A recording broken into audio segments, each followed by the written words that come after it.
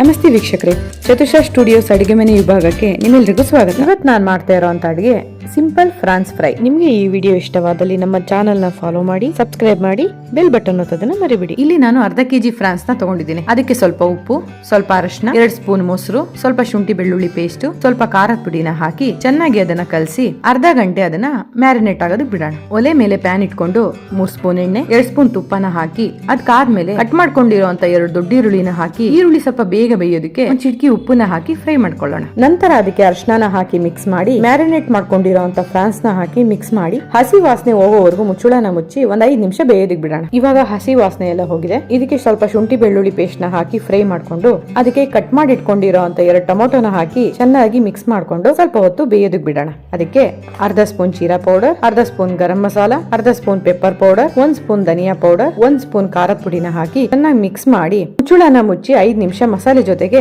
Blend ಆಗೋದಕ್ಕೆ ಬಿಡೋಣ. ಈಗ ಫ್ರಾನ್ಸ್ ಮಸಾಲೆ ಜೊತೆಗೆ ಚೆನ್ನಾಗಿ ಬ್ಲೆಂಡ್ ಆಗಿದೆ. ನಂತರ ಇದಕ್ಕೆ ಕರಿಬೇವಿನ ಸೊಪ್ಪನ್ನ ಹಾಕಿ ರುಚಿಗೆ ಬೇಕಾದಷ್ಟು ಉಪ್ಪನ್ನ ಹಾಕೊಂಡು ಚೆನ್ನಾಗಿ ಮಿಕ್ಸ್ ಮಾಡಿ ಮತ್ತೆ ಮುಚ್ಚಳನ ಮುಚ್ಚಿ ಫ್ರಾನ್ಸ್ ಬೇಯೋದಕ್ಕೆ 5 ನಿಮಿಷ ಬಿಡೋಣ.